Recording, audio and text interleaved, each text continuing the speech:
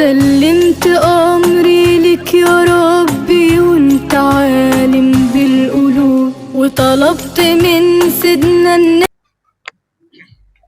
Assalamualaikum warahmatullahi wabarakatuh.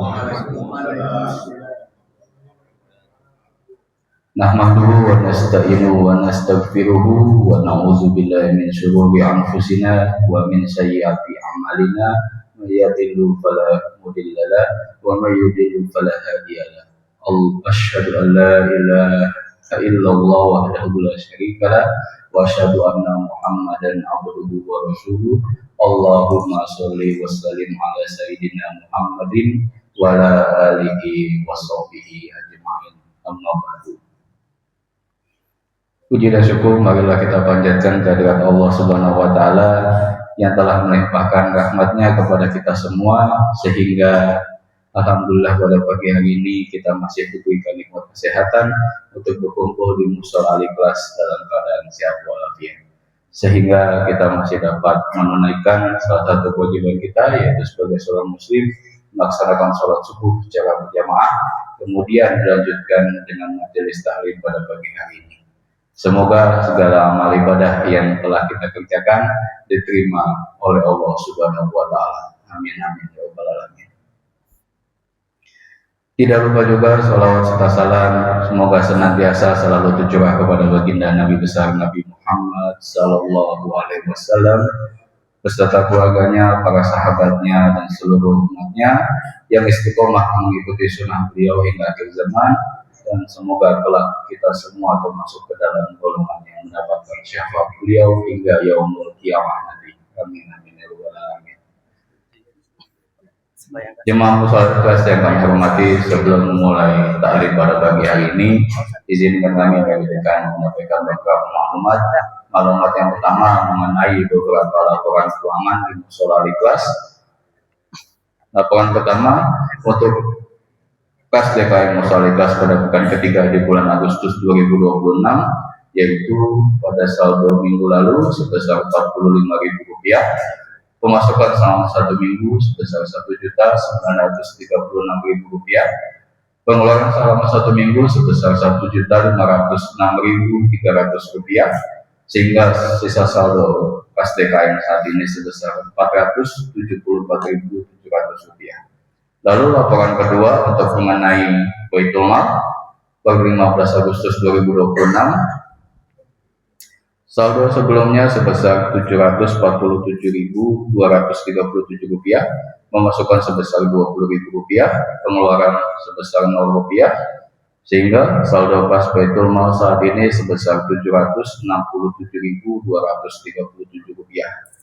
Lalu laporan ketiga untuk laporan kas pembangunan mushola Al-Ikhlas per tanggal 15 Agustus 2026, saldo sebelumnya Rp920.065, penerimaan Rp0, pengeluaran Rp0, sehingga saldo saat ini sebesar Rp920.065.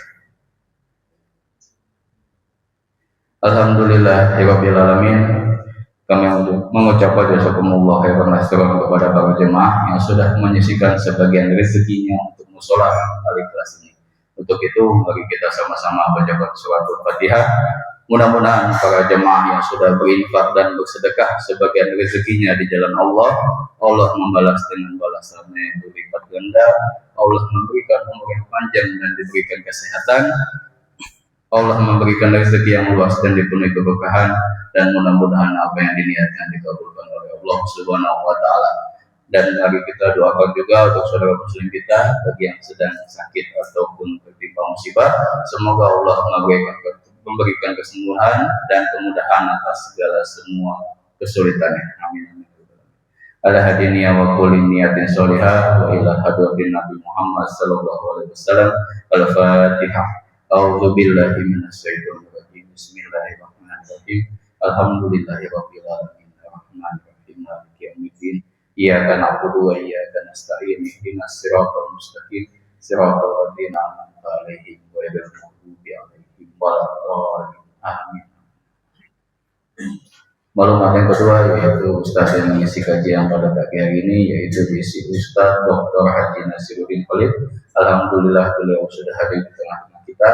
Mari kita doakan semoga Allah senantiasa menganugerahkan kesehatan, keberkahan dan keselamatan kepada beliau beserta keluarga. Semoga Allah memudahkan segala urusan beliau, baik urusan dunia maupun akhirat, serta senantiasa menjaga dan melindungi beliau dalam naungan rahmat dan kasih sayang Allah Subhanahu wa taala. Amin amin.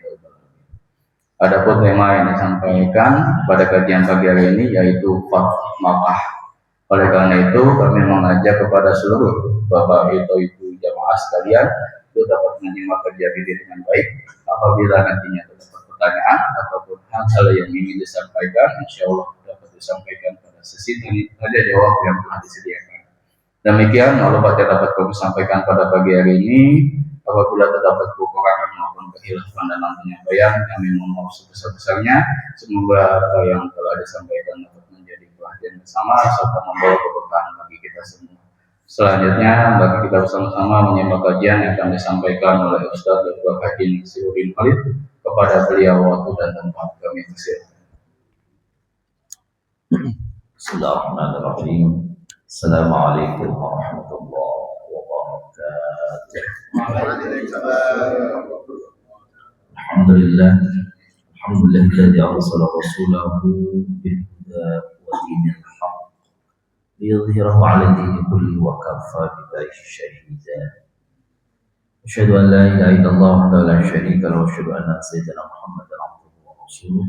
Allahumma shalli wa sallim wa barik wa 'azzim 'ala nabiyil karim nabiyina wa maulana Muhammad wa 'ala alihi wa ashabihi wa tabi'in wa ansarihi yaumiddin wa sallama tasliman katsiran. Wa subhanaka la 'ilma lana illa ma 'allamtana innaka antal 'alimul hakim. Wa tub 'alaina ya maulana innaka antat tawwabur rahim wa 'allimna min ladunka 'ilman nafi'an ya dzal jalali wal ikram. Sahadat wa sayyidatul kiram, bapak-bapak ibu-ibu jamaah Sholat ikhlas yang dimuliakan, segenap pengurus DKM Sholat Ikhlas. Puji syukur kita kehadirat Allah SWT, salawat dan salam senantiasa kita sampaikan kepada baginda kita Nabi Muhammad Sallallahu Alaihi Wasallam. Bapak-bapak, ibu-ibu yang dimuliakan, kita sudah sampai berada di hari ketiga di bulan Rabiul Awal. Tidak terasa gitu kalau tidak salah sama ya sama 3 tanggal 1. Di sini 1 Rabiul Awal. Benar ini. Ini tanggal 3 di sini. Boleh. Kalau di sini tuh tanggal 3 ya. Mungkin ini Rabiul Awal yang di Kelapa 2 beda ya. Iya, dia nanti nggak tahu yang benar yang mana ini. Ya. Jadi alhamdulillah ini kalau kita bicara Rabiul Awal, bicara yang identik sekali kalau kita di Indonesia ini dengan peristiwa-peristiwa yang berkaitan dengan kehidupan Nabi. Cuma bapak-bapak ibu muliakan, kalau bicara Rabiul Awal yang terngiang di telinga kita itu kelahiran Nabi, gitu kan. Padahal kalau kita bicara Rabiul Awal itu persis tanggal 12 Rabiul Awal itu dalam sejarah, ini sengaja kami ulang-ulang ini. Dalam sejarah atau dalam sirah Nabawiyah itu ada 3 peristiwa dalam kehidupan Nabi yang terjadi di tanggal 12 Rabiul Awal. Semuanya di 12 Rabiul Awal itu. Pertama yang sudah kita kenali kelahiran Nabi, Maulidur Rasul. Di tanggal 12 Rabiul Awal, di hari Senin itu beliau lahir. Kalau dalam di kita berjanji itu lahir sebelum subuh. Yang kedua ibu-ibu, tanggal 12 Rabiul Awal itu tanggal di hari Senin pula 12 Rabiul Awal itu pertama kali beliau menginjakkan kaki di Madinah berhijrah. Itu kira-kira di tahun ke-13 kenabian atau sekitar tahun 602 613 Masehi, kira-kira seperti itu, 613 Masehi. 613 Masehi.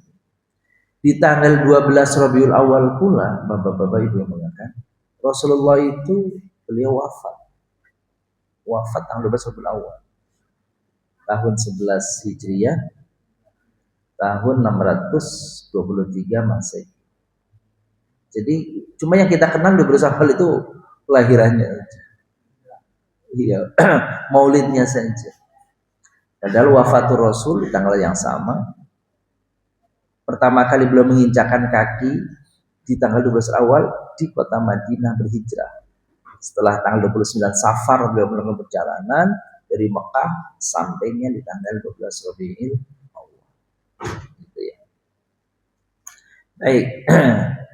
Kali ini kita berada dalam perjalanan Nabi di tahun 8 Hijriah. 8 Hijriah di bulan Ramadan.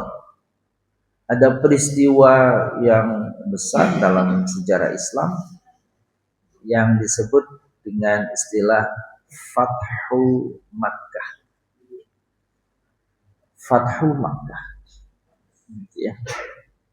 Dan ini ada, kalau kita coba kontekskan di dalam Al-Quran, maka ini senada paling tidak ada konteks, ada kaitannya dengan surah Al-Fatah itu sendiri. Memang surah Al-Fatah itu bicara tentang Fathu Makkah. A'udzubillahi minasyaitonirrajim. Bismillahirrahmanirrahim. Inna fatahna laka fathan mubina. Sungguh kami telah membukakan bagimu hai Nabi pembukaan yang nyata. Atau sungguh kami telah taklukkan kota Makkah bagimu dengan sebenar-benar penaklukan. Kira penanda terjemahan yang bebasnya. Lalu ayat surat An-Nasr, idza jaa nasrullahi wal fath.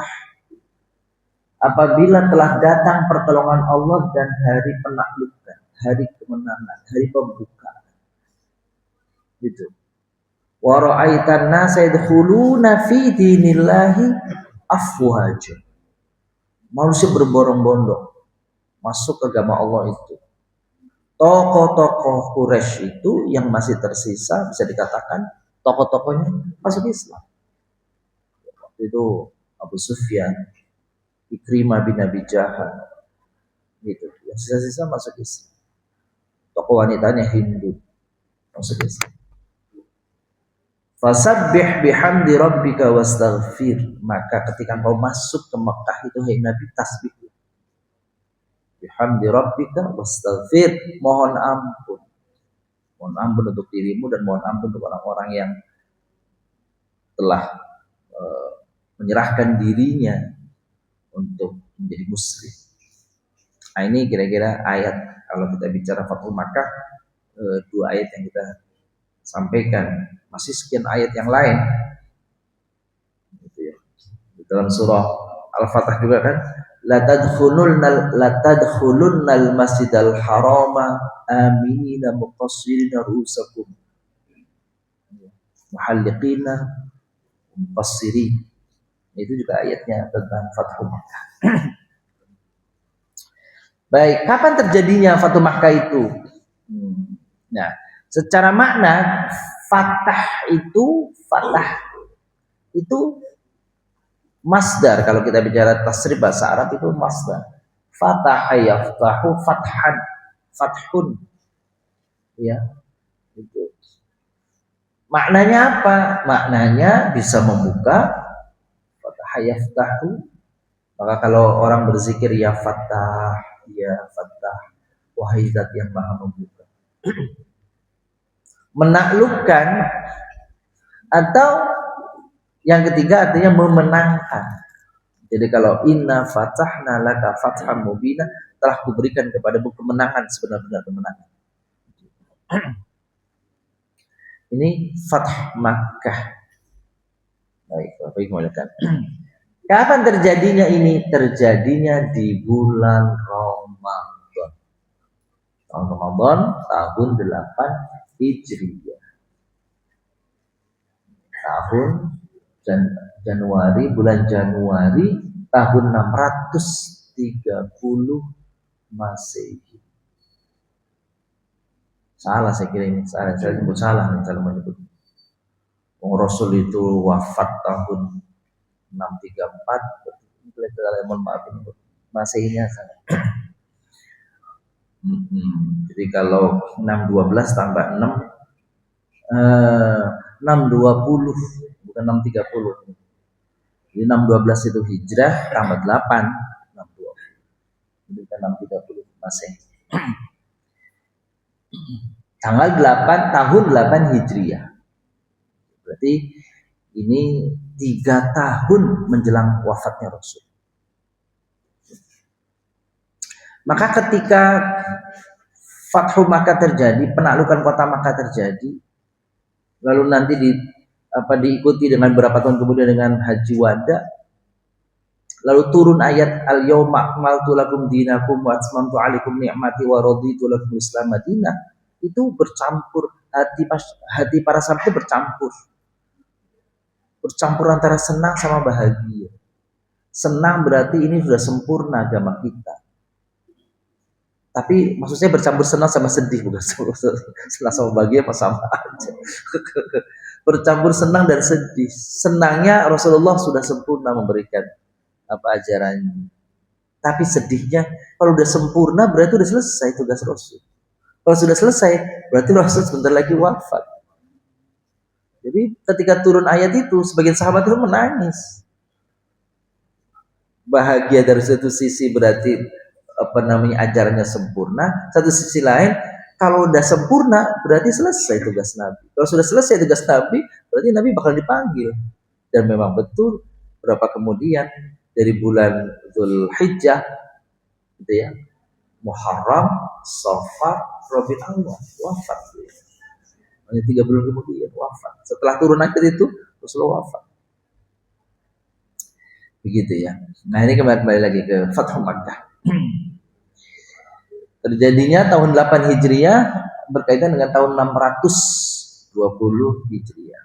Nah, saya perbaiki aja takut berlangsung laluan.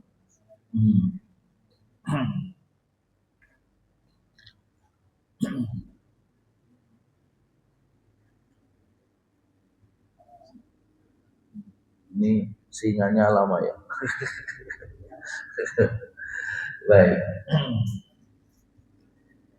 Penyebab Fathu Makkah, apa penyebabnya terjadinya Fathu Makkah, penaklukan kota Makkah itu? Kita flashback Bapak Ibu, ada terjadi perjanjian namanya Hudaybiyah. Gitu ya. 2 tahun sebelumnya ada perjanjian kesepakatan antara Rasulullah dan kaum muslimin beserta dengan orang-orang atau tokoh Quraisy. Apa salah satu poin, butir, pasal daripada perjanjian itu? Disepakati kedua belah pihak selama 10 tahun terjadi gencatan senjata. Selama 10 tahun tidak ada serang menyerang. Tidak ada. Itu yang pertama. Poin yang kedua, tidak pula membantu membela orang-orang suku-suku yang sudah menyatakan diri menyatukan kepada salah satu pihak. Maksudnya begitu. Perjanjian ini bukan hanya antara Quraisy sama orang Muslim, tapi Nabi sama orang Quraisy bersepakat suku-suku yang berada di sekitar wilayah Mekah dipersilakan, diberikan kesempatan mereka mau ngeblok kemana, mereka mau memihak kemana. Misalkan si A ngebloknya ke Quraisy, si B ngebloknya ke Nabi. Maka ini suku-suku ini sama, tidak boleh juga diserang, tidak boleh juga diperangi, nggak boleh. Selama 10 tahun itu sama. Nah, ada suku Bani Bakar namanya, Bani Bakar ini menyatakan diri mereka berkongsi kepada Quraisy.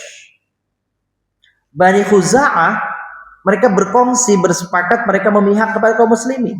Berarti kedua pihak ini harus selama 10 tahun juga sama-sama, nggak boleh saling menyerang.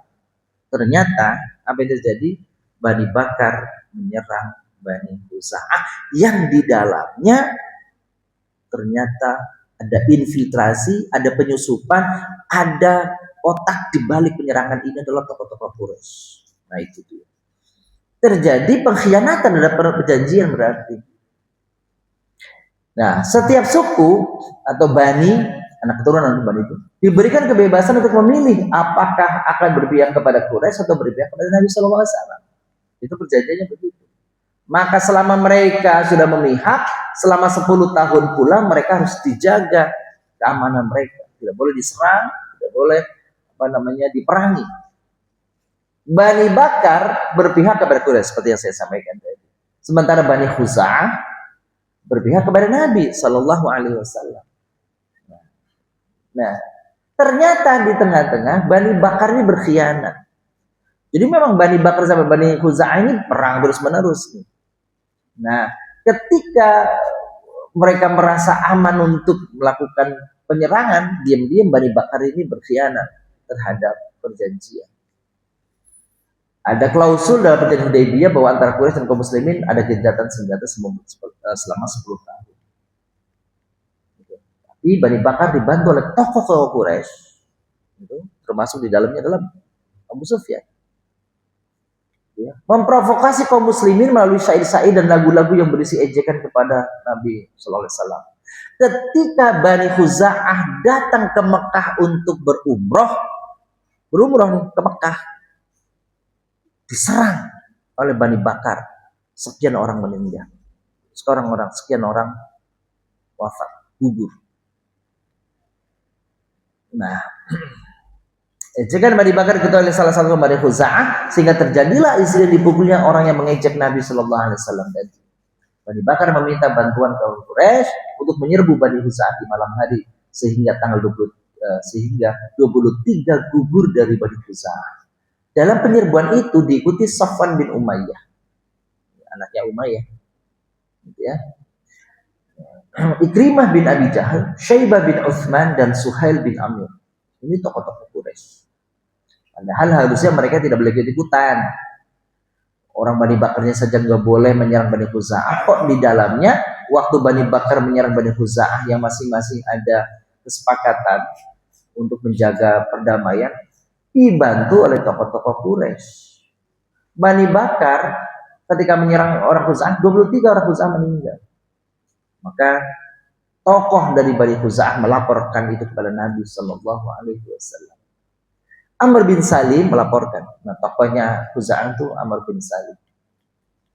Di hadapan Nabi, Amr bin Salim melaporkan apa yang terjadi pada Bani Khuza'ah atas perlakuan Bani Bakar dibantu oleh orang Quraisy.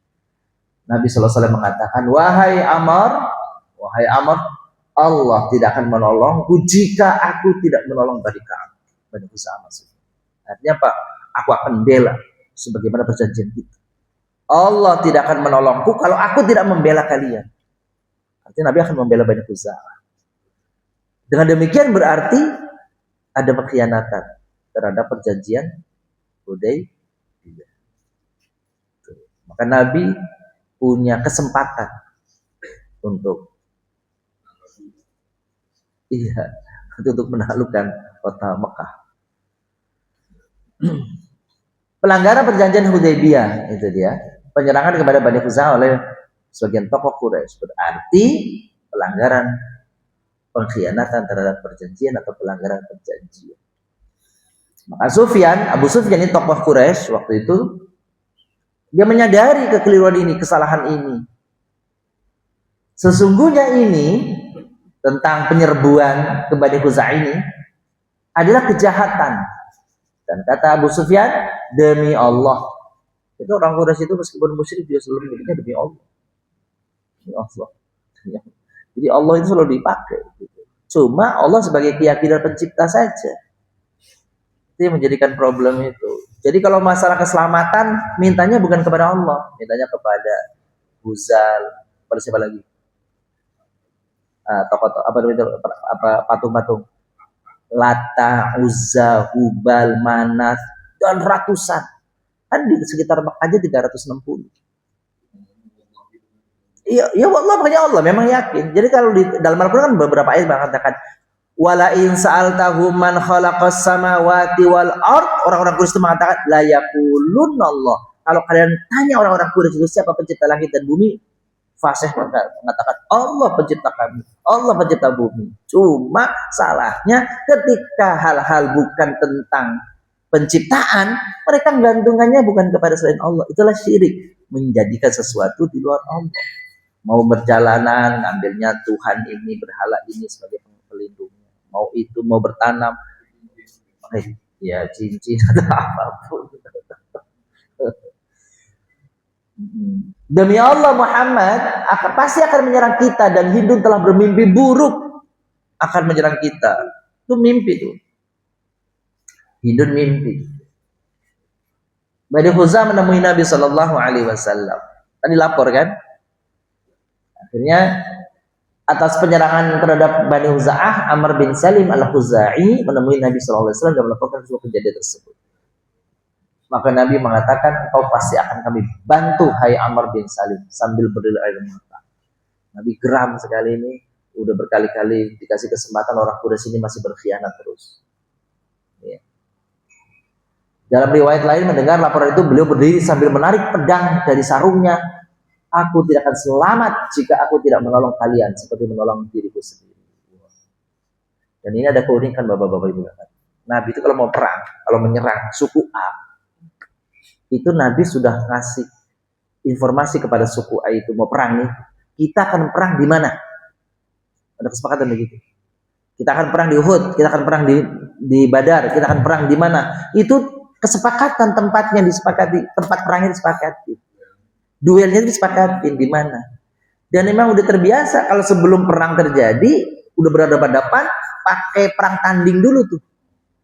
Mengirim satu-satu perang tanding di depan dilihat. Bukan kalau saya tahu semua udah mati baru perang.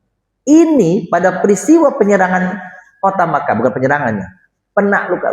Orang juga mengatakan jangan penaklukan, pembebasan. Kenapa disebut tidak penaklukan dan penyerangan? Karena nggak ada satupun darah yang menetes dari penaklukan ini, penyerangan ini. Nabi bawa pasukan, tapi tidak ada terjadi pembunuhan. Gitu. Kan?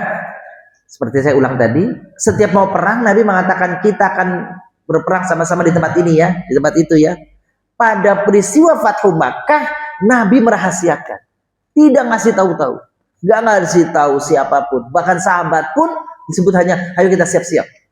Gitu aja bilang siap-siap. Mau kemana Rasul? Pokoknya siap-siap. Tidak memberitahu keluarga Mekah, bahkan tidak pula ngasih tahu di awal-awal itu mau kemana tuh nggak dikasih tahu kepada para sahabat-sahabat di Madinah. Bahkan Rasul memproklamirkan kita akan pergi butuh bantuan. Semua orang Madinah yang berada di luar kota Madinah balik ke kota Madinah. Mau kemana Rasul? Pokoknya tunggu aja. Kemana lagi itu kira-kira. Itu 8 Hijriah nih bapak-bapak. Abu Sufyan berpapasan budel. Melihat gelagat yang akan ini nih, gelagat yang akan terjadi ini, Abu Sufyan akan coba berdiplomasi. Cari apa namanya itu? Cari, ya diplomasi lah gitu ya. Cari selamat supaya Nabi tidak menyerang. Akhirnya bersegera Abu Sufyan ke Madinah nih. Dari Mekah nih, di tengah-tengah jalan ketemu Budel. Budel, ini Budel nama orangnya, jangan Gudel.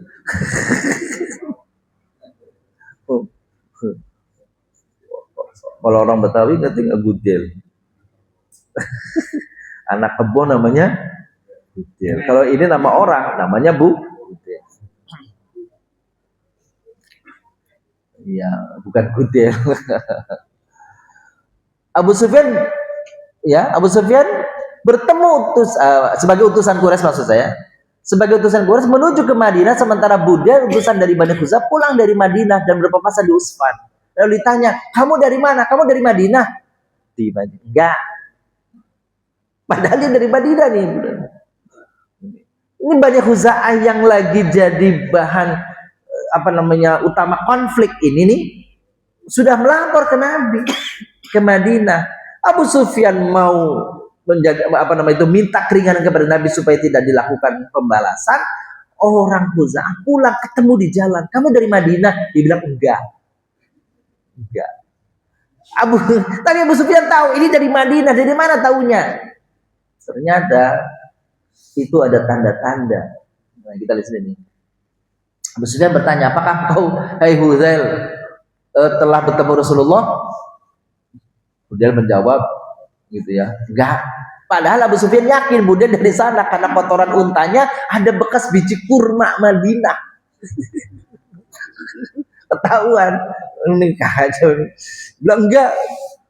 Dalam hati dia, gimana enggak? Ini kotorannya ada biji kurma Madinahnya. Jadi ternyata bisa bisa diketahui ya. Jadi kalau kita ini biji duren mana ketahuan tuh. Biji duren mana? Duren Parung, duren Lampung, beda nih. Gitu. Wah, lagi musim duren rumahnya ini nih. Tuh. Wah, tambah ini aja, tambah kacau aja nih Abu Sufyan nih. Gawat ini udah sampai berita sama Rasul. Ini ada hal-hal yang menarik di sini Bapak dalam peristiwa ini. Kaum Quraisy mengirim utusan kepada Rasulullah. Utusan itu adalah Abu Sufyan bin Harb. Abu Sufyan berharap bisa bertemu Rasulullah dan mendapatkan perlindungan atas kejadian penyerangan terhadap Bani Khuza'ah. Minta dispensasi, minta keringanan, minta tidak dibalas atas pengkhianatan ini.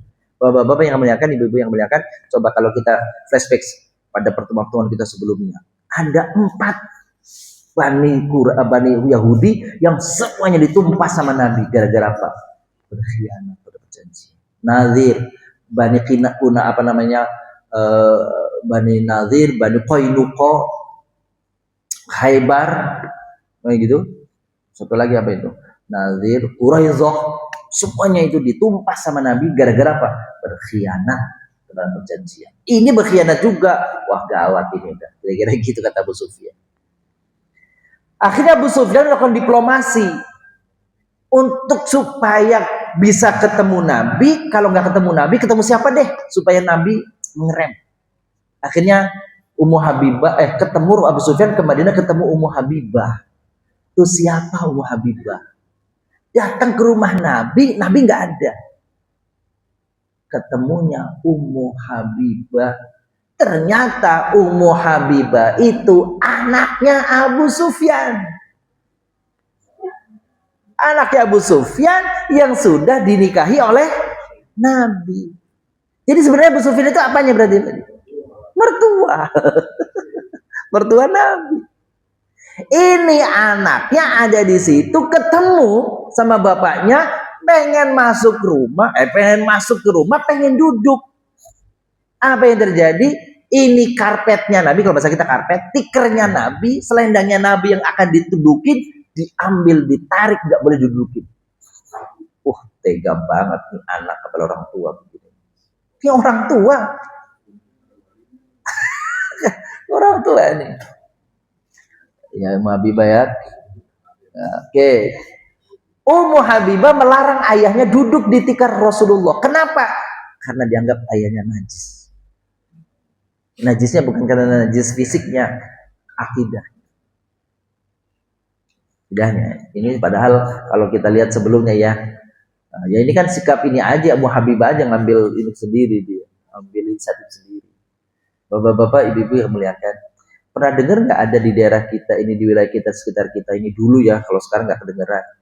Kalau orang datang, kita datang ke tempat mereka itu, kita sholat, terus tempat kita dicuci, dipel, dibasuh, itu ada kan ya? Masjid dia nih, kita sholat. Ada ya? Ya. Suatu saat ini di bapak-bapak tahu deh, ada Mall Sinta dulu ya, namanya Mall Sinta ya, di daerah mana tuh ya? Cimone. Itu dulu tempat nongkrongnya Pak Jaris. Waktu masih jadi mall, sekarang udah lagi ada keperluan, terus zuhur tiba tuh, saya keluar dengar ada azan, berarti ada masjid kan? Saya sholat. Habis itu tertinggal tuh, karena jauh jalan ketinggalan.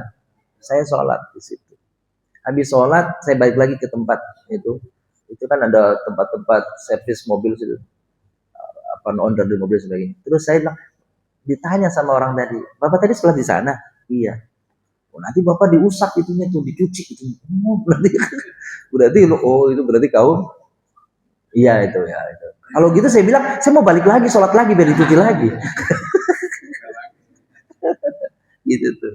Ada yang begitu. Tapi konon tuh aliran itu sekarang itu sudah tidak terlalu menunjukkan dirinya seperti itu. Sudah ada semacam instruksi dari atasannya supaya nggak lagi itu yang nyuci begitu. Ya, karena orangnya yang suka nyuci mulai capek. Dan sekarang sudah mulai ada sikap MUI juga sudah mulai ini nih, lunak nih terhadap ini nih, karena tadi dia sudah mulai merubah diri. Jadi fatwa MUI yang tadinya bilang sesat itu sekarang sudah mulai berubah karena ada perubahan sikap dari mereka. Gitu. Ini Muhabibah ketika ayahnya mau duduk di karpetnya Nabi, di tempat tinggal Nabi, dia tarik itu karpetnya. Kenapa? Karena engkau masih musyrik. Tuh, luar biasa ini. Anak orang tua begitu. Padahal Nabi sebelumnya 2 tahun sebelumnya pernah memenjara orang musyrik di dalam masjid. Pernah ngikat. Kalau bapak-bapak ingat, namanya Sumamah bin Utsal. Diikat di tiang masjid di Madinah. Padahal Sumamah itu musyrik. Itu yang dijadikan oleh patokan oleh sebagian ulama, boleh orang musyrik masuk ke masjid. Gitu. Karena yang dilarang adalah, kata mereka nih yang berpendapat ini, yang dilarang adalah Masjidil Haram. Selain Masjidil Haram, boleh. Tapi pendapat yang mengatakan agak Masjidil Haram aja, semua masjid. Maka ketika ada Bill Clinton tahun berapa itu bapak-bapak, datang ke Jakarta dulu, Bill Clinton presiden Amerika Serikat, masuk ke Istiqlal ramai sebagian orang tuh. Orang yang nggak setuju bilang itu kan orang kafir, kok masuk ke masjid? Karena ternyata di kalangan ulama ada 2 pendapat. Yang la tadkhulul al-masjidil haram ba'da amihim hadza itu dalam Al-Qur'an surat At-Taubah itu konteksnya adalah Masjidil Haram. Sedangkan masjid yang lain mengatakan boleh. Dan ternyata Nabi pernah memenjarakan orang musyrik Sumamah bin Utsal, tokoh Bani Yamamah, di dalam masjid selama 3 hari. Itu dalilnya itu. Kita lanjutkan. Abu Sufyan bertemu Rasulullah. Abu Sufyan mengajukan pembicaraan perihal perlunya memperbarui ikatan perjanjian dan gencatan senjata dengan kaum muslimin. Begitu Rasulullah tiba, dia ngomong saja, Abu Sufyan itu minta keringan-keringan. Nabi apa yang terjadi? Diam aja. Kagak jawab, kagak komen, kagak apa. Diam aja tuh Nabi. Sikap Nabi tidak memberi jawaban maupun komentar apapun terhadap Abu Sufyan. Abu Sufyan bilang, wah udah kacau nih, udah gagal, kita gagal, diplomasi kita gagal. Ini adalah pertanda, ini pemahaman Abu Sufyan. Ini adalah pertanda buruk bagi Abu Sufyan dan warga Quraisy. Bertemu dengan Nabi gagal. Akhirnya Abu Sufyan mencoba berdiplomasi dengan sahabat-sahabat besar supaya Nabi bisa mengurungkan, membatalkan, gitu ya. Karena pasti ini bahaya, gitu. Nabi bakalan melakukan pembalasan. Maka Abu Sufyan bertemu siapa, bapak-bapak, ibu-ibu? Abu Sufyan bertemu dengan sahabat-sahabat besar, terutama Abu Bakar. Ngomong begini. Apa jawaban Abu Bakar? Jawaban Abu Bakar, aku tidak bisa melakukan permintaan. Ketemu Umar bin Khattab untuk bisa kira-kira meredakan ya rencana Nabi menyerang kota Makkah. Apa kata Umar bin Khattab? Aku tidak mungkin membantu kalian untuk membicarakan hal itu kepada Rasulullah. Kalau Rasulullah saja diam. Ali bin Abi Thalib pun mengatakan, kasihan deh kau. Bahasa kita, kasihan deh kamu ya. Abu Sufyan, sebenarnya Rasulullah sedang merencanakan sesuatu dan aku tidak bisa membicarakannya dengan beliau. Aku tidak bisa, nggak berani nih nyampaikan pesan kamu kepada Nabi. Bahkan ternyata Abu Sufyan mencoba berdiplomasi dengan melalui cucu Nabi.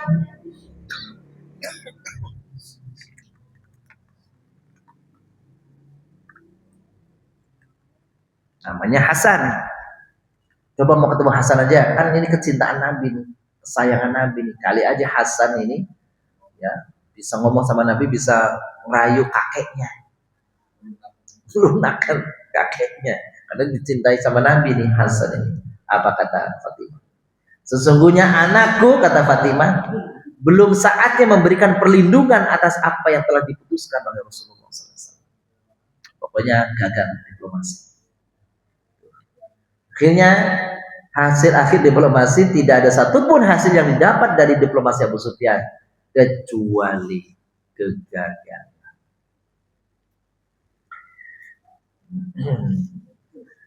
Ia kembali kepada kaumnya membawa kecemasan terhadap apa yang akan dilakukan Rasulullah SAW akibat pengkhianatan mereka atas perjanjian Hudaybiyah. Ya, persiapan Rasulullah menuju ke Mekah. Rasulullah berdoa, Allahumma khudh ala asma'ihim wa absarihim fala yarawna illa bughtatan atau illa baghtatan. Bughtat itu artinya tiba-tiba. Wa la yasma'una bina illa faltatan.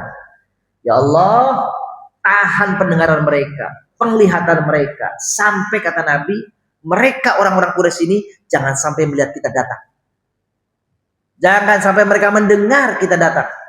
Itu janji Nabi, minta doa Nabi itu kepada Allah. Jadi mereka, kedatangan Nabi dan para sahabat itu seakan-akan kayak nggak diketahui, gitu doanya Nabi supaya nggak diketahui mereka. Rasul merahasiakan perjalanannya. Seperti saya katakan tadi, biasanya Rasul kalau mau berperang itu ngasih tahu tempat pertemuan kita di sana. Kali ini enggak. Rasul meminta Aisyah agar menyiapkan segala keperluan, meminta kepada Abu Bakar untuk bersiap menuju Mekah, meminta kepada Umar agar bersiap berangkat menuju Mekah. Ini hanya tokoh-tokoh besarnya saja. Tapi diminta agar semuanya dirahasiakan kepada yang lain tentang rencana keberangkatan ke Mekah. Yang tahu hanya Abu Bakar dan Umar. Kenapa Abu Bakar dan Umar dikasih tahu? Karena Rasul minta pertimbangan kepada Abu Bakar dan Umar. Hei Abu Bakar, hei Umar, gimana sikap kita nih terhadap pengkhianatan ini? Nah, ini beda sekali antara pendapatnya Abu Bakar dan Umar. Jadi Umar jadi tahu, Abu Bakar jadi tahu, karena Rasulullah minta pertimbangan. Kepada yang lain tidak diminta pertimbangan. Apa pertimbangannya Nabi dan Rasul? Permohonan Nabi dan Rasul kepada Abu Bakar? Coba bapak-bapak, ini jauh sekali perbedaannya dua sikap sahabat ini. Saran kepada Rasulullah antara Abu Bakar dan Umar bin Khattab. Apa kata Abu Bakar? Kata Abu Bakar begini, ya Rasulullah, mereka itu adalah saudaramu, mereka itu adalah keluargamu sebagian. Sudahlah, jangan diperangi, jangan diapain. Udah dibiarkan aja, dilepaskan aja. Itu Abu Bakar saking halusnya tuh. Tapi Rasul mendengar Umar gak begitu, sebaliknya Umar. Apa kata Umar? Umar menganjurkan agar beliau berangkat ke Mekah karena mereka adalah biang kekufuran. Gitu. Umar menambahkan bahwa beliau tidak bisa menundukkan yang lain sebelum ditundukkan Mekah dulu. Kita menundukkan yang lain, Mekah dulu kita serang nih. Gitu tuh kata Abu Bakar, jangan ya Rasulullah, ini saudara kita. Kata Umar, sikat Rasul. Gitu nih. Kita masih lagi kuat-kuatnya, mereka udah ada kesempatan mereka berkhianat nih. Begitu. Jadi antara Umar dan Abu Bakar begitu tuh. Subhanallah ya. Beda banget ya. Pilih Umar. Pilih Umar. Rasulullah dalam hal ini nih nggak dengar Abu Bakar nih. Nggak halus-halus nih. Gitu ya. Aduh. Aku tahu. Pedagang apa? Oh, kayaknya pedagang kayu. Kalau pedagang kayu romanya doang baik.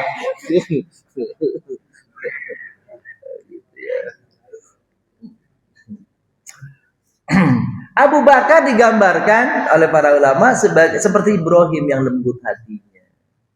Tapi kalau Umar digambarkan sebagai Nuh. Udah nih, kaumku nggak bisa taat. Udah ya Allah, udah turunin aja deh. Apa bala apa tuh? banjir. Itu Umar itu Abu Bakar. Khatib memberitahu warga Mekah. Diam-diam Khatib menulis surat nih Bapak. Ada sahabat namanya Khatib di Madinah.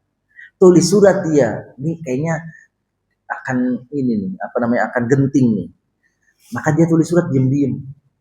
Dititipin sama orang. Suruh disampaikan kepada keluarganya di Mekah. Agar keluarganya di Mekah segera waspada. Surat Khatib yang dibawa ini ditangkap. Ya. Diam-diam Khatib menulis surat tentang persiapan penitipan pada seorang wanita agar disampaikan kepada keluarganya di Mekah. Nabi mengutus Ali mengejar wanita itu. Tahu Nabi nih, mengejar wanita itu, jangan sampai surat itu sampai di Mekah.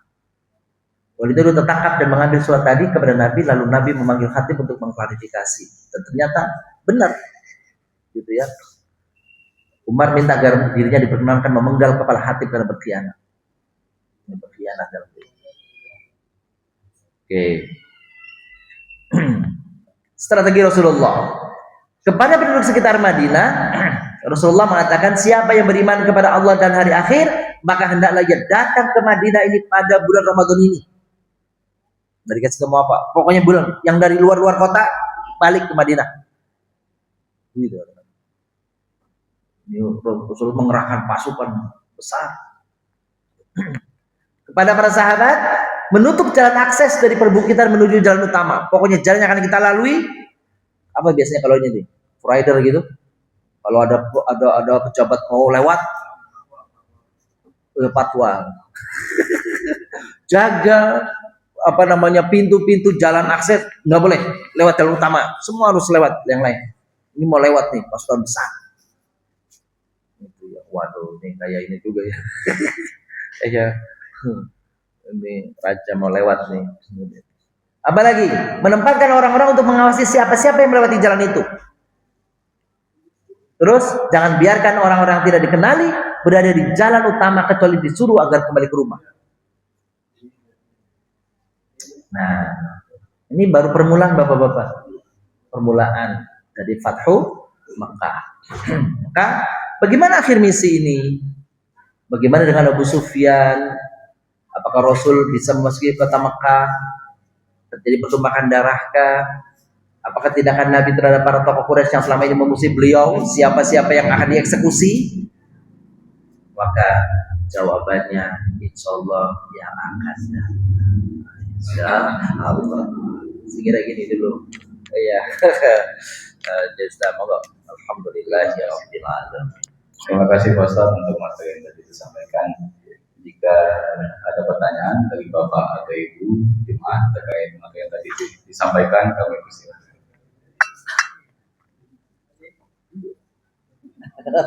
Pertanyaan dari Bapak atau Ibu jemaah.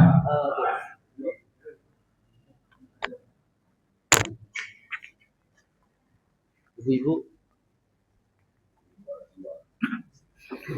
Assalamualaikum warahmatullahi wabarakatuh. Saya mau tanya tentang wafatnya Rasulullah, Pak. Bukan lanjutan ini, bukan. Jadi kita mendengar ada salah satu tokoh, mungkin tokoh liberal ya Pak, yang lagi nyetop nih. Selalu menerasikan di sosial media itu bahwa selama ini sejarah menutupi informasi tentang wafatnya Rasulullah. Dia mengatakan bahwa Rasulullah itu wafatnya itu karena diracun. Nah, ini kan saya juga ragu terus terang, tidak yakin. Nah ini mohon jawaban dari Pak Ustadz tentang kalau kita tahu kan sakit gitu Pak ya. Jadi mohon penjelasan dari Pak Ustadz. Terima kasih. Assalamualaikum warahmatullahi wabarakatuh. Waalaikumsalam warahmatullahi wabarakatuh. Rasulullah wafat karena sakit. Itu kalau ada berita seperti itu betul. Sakit. Jadi di akhir bulan Safar itu Rasulullah habis menguburkan sahabatnya itu demam. Maka orang kita tuh kenal adanya rebo wekasan. Itu ya, padahal itu orang-orang lalu kemudian mengambil inisiasi sendiri. Ada Rebo Wekasan di bulan Safar akhir kan gitu, kalau nggak salah hari Rabu di akhir di bulan Safar, takut kena bala. Ujung-ujungnya dikaitkan kepada Rasulullah setelah mengikuti penguburan sahabatnya pulang ke rumah demam, dan itu terus berlangsung sampai beliau wafat. Lalu pertanyaannya, apakah Rasul wafat karena diracun? Itu ada memang perbincangan atau pendapat yang itu. Jadi ada mengatakan beliau wafat karena sakit biasa aja, demam. Tapi yang kedua mengatakan beliau wafat karena efek daripada racun yang pernah disediakan, yang pernah disodorkan oleh wanita Yahudi. Kan Bapak dapat cerita dulu ya. Ketika Rasul mau makan daging iga bakar kali ya. Iga bakar.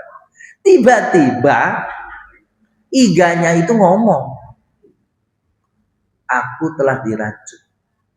Aku telah dititipi racun. Maka dia mengatakan, dipanggil wanita itu, apakah engkau telah menaburi racun di tempat di daging ini?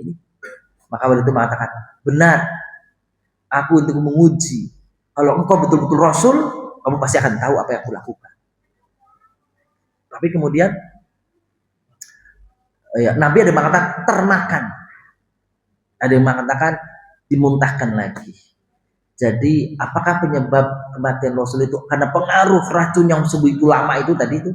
Nah ini yang masih di dalam, memang ada pembicaraan seperti itu. Akhirnya wanita tadi itu dibunuh. Jadi itu dia, memang kita nggak bisa memastikan apakah Nabi memang sakit biasa, yang diketahui memang demam saja beliau itu, sampai demam panas tinggi, sampai di hari-hari terakhir beliau mau wafat itu, mau ke masjid aja kan susah sekali, harus dipapah dan sebagainya. Gitu. Tapi ada yang mengkaitkannya itu dengan peristiwa peracunan. Tapi itu kan jauh sekali sebenarnya sih. Jauh, udah lama sekali. Saya kira gitu. Wallahu a'lam bishawab. Ada lagi dari Bapak atau Ibu Jemaah? Ibu-ibu pertanyaannya. Ibu-ibu ada pertanyaan? Oh, enggak ada.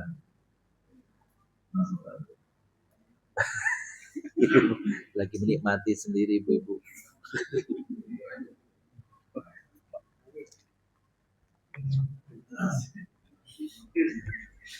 Hah? Harus nanya. Assalamualaikum warahmatullahi wabarakatuh. Waalaikumsalam. Mendengar cerita tadi ya, bahwa Abu Sofyan ke rumah Nabi melihat anaknya sudah dinikahi atau sudah dikawini oleh Rasul. Kok tidak tahu gitu loh? Ya, apakah pada saat itu perlu ya saksi atau perlu hal-hal yang lain? Abu Sofyan kok anakku sudah dinikahi Nabi gitu. Ya, itu pertanyaan pertama.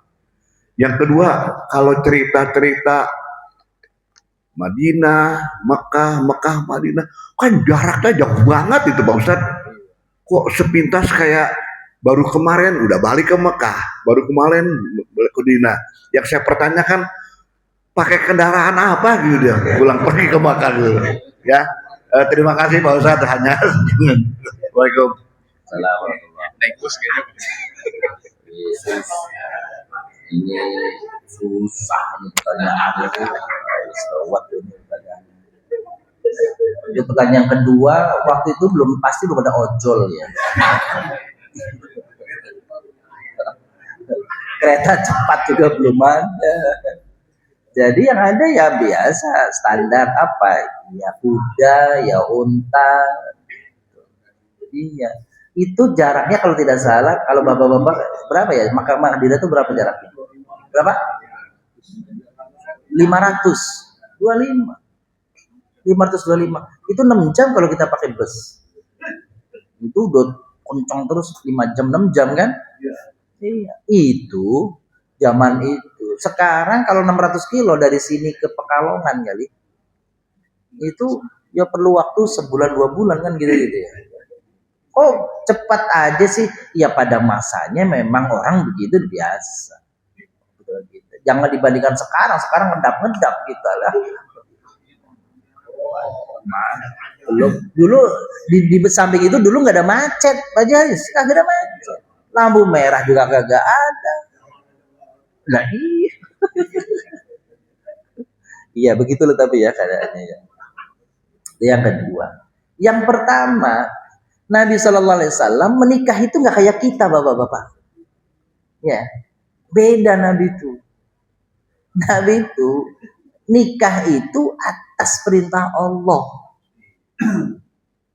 Dan syarat-syarat nikah itu, rukun-rukun nikah itu adanya pada kita aja. Nggak ada wali, kagak ada apa. Agak. Jadi jangan disamakan itu. Tapi Nabi tetap pakai mahar. Semua istrinya itu maharnya rata-rata 4.000 dirham. 4.000 dirham. Kecuali Sofia atau siapa itu yang mahal sekali maharnya.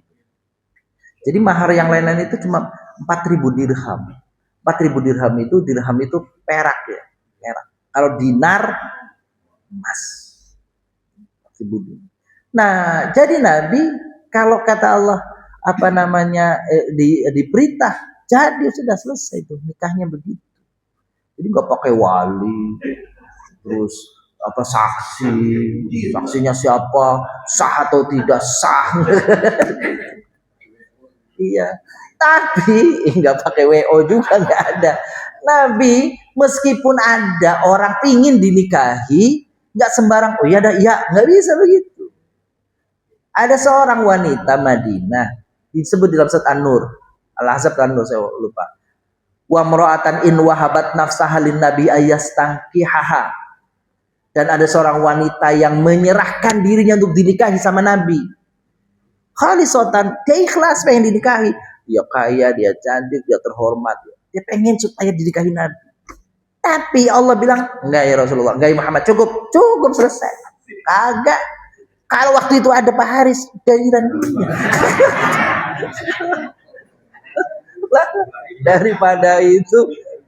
Daripada lewat, udahlah. Nabi udah gak boleh. Tuh gitu. Jadi Nabi tidak semata. Gak benar kalau orang bilang Nabi menikahi orang karena nafsu. Enggak. Diperintah Allah. Dilarang oleh Allah. Gitu ya. Punten jadi setahunnya begitu doa. Oh enggak. Ada lagi untuk bapak atau ibu-ibu? Cukup ya. Haji Susul? Oh ya, enggak. Jangan sampai nanti kepikiran terus pulang. Assalamualaikum warahmatullahi wabarakatuh. Assalamualaikum warahmatullahi wabarakatuh.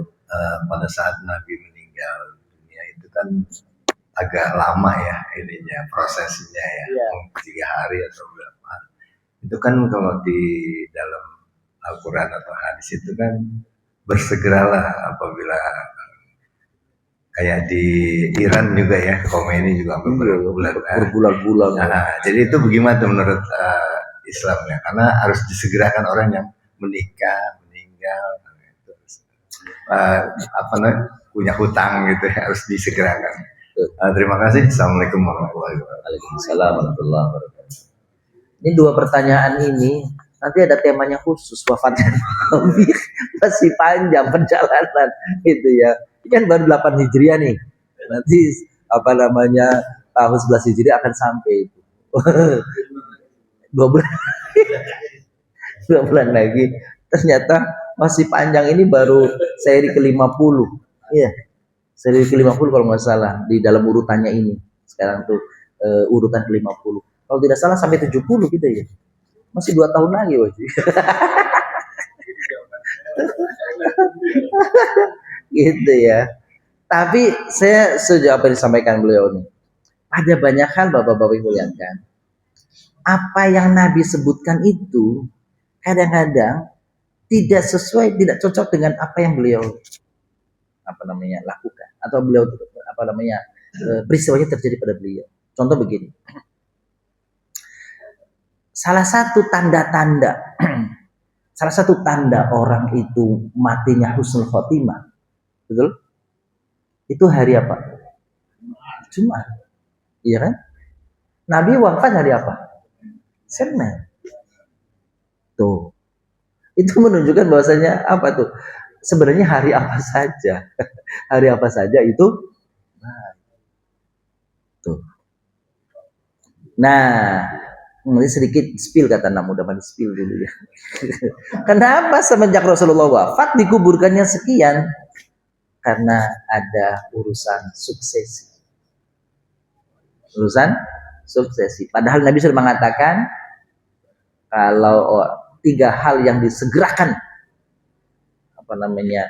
Oh begini kalimatnya. 3 hal yang segeranya itu bagus. 3 hal yang tergesa-gesanya itu bagus. Pertama, orang yang punya hutang segera membayar.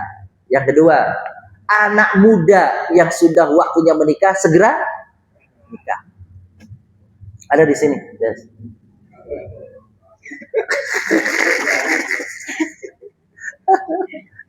Anak muda yang sudah waktunya menikah segerakan menikah.